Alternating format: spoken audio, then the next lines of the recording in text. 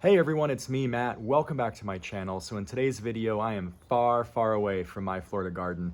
I'm actually filming from my mom's patio garden in sunny Southern California. So she gardens in a Mediterranean climate in USDA Zone 10B.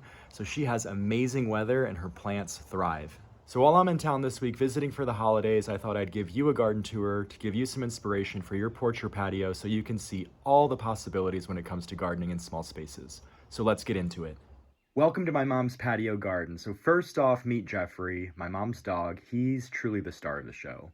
So just a little bit of background, my mom bought this property about 12 years ago, and she and my younger brother completely renovated the space.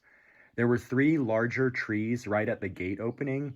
Most of the plants were overgrown and too large for the space, which made the patio feel smaller and the house feel darker inside. As you can see, they introduced a number of succulents, many of which they pulled from pots from my mom's previous house. Here's a picture of the patio garden in its infancy. Over the years, more plants have been added with the goal of creating a low-maintenance, whimsical garden vibe. My mom prefers gardening with succulents. As she says, you really have to make an effort to kill them. They're easy to propagate and they always look healthy. As a matter of fact, almost all the plants in my mom's garden were propagated from cuttings. She jokingly says all of her plants are orphans. She hardly paid for any of them. I asked my mom how she would describe her garden, and she said whimsical.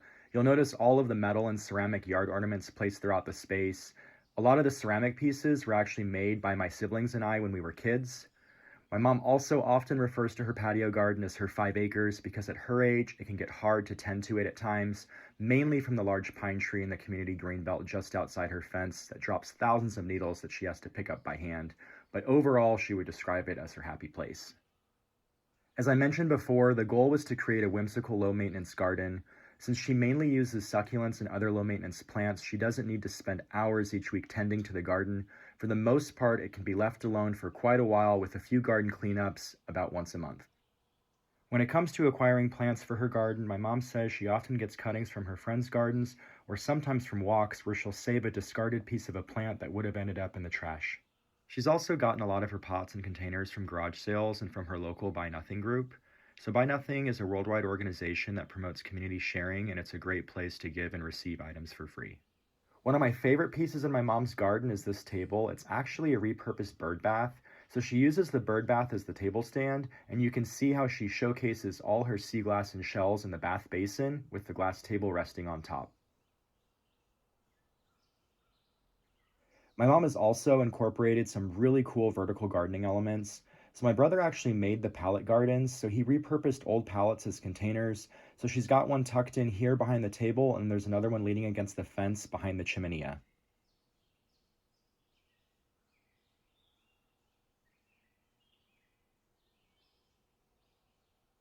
Here comes Jeffrey again. He's such a good boy. My mom says her garden is a place that keeps her grounded.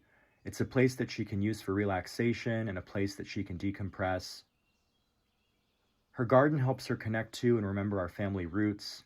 We come from a big Greek family that has many members who love to garden. My mom's patio garden is just so beautiful with all its colors and textures. I really love all the plants and how they complement one another.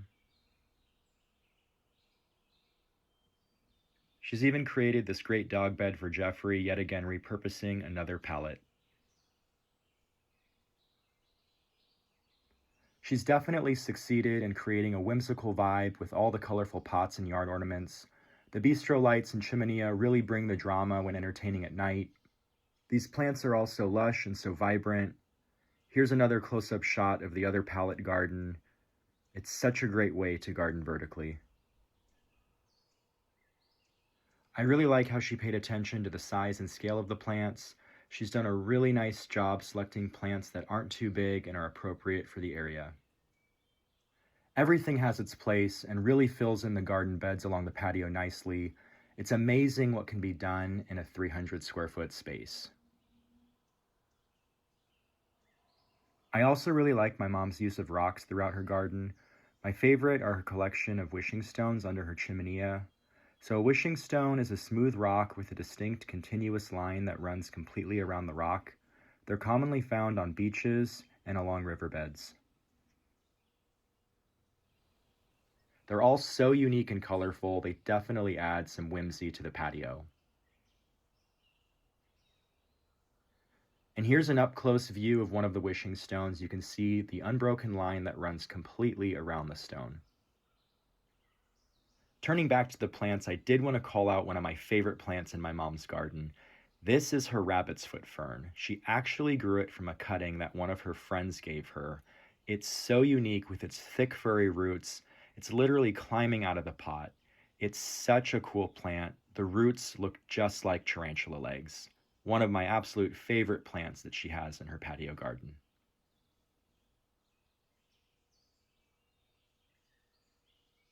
So that's a wrap with today's tour. I hope you found this video useful. I hope it gave you some inspiration for your small space patio or even your balcony garden. If you enjoyed this video, hit that like button and consider subscribing to my channel. I greatly appreciate your support.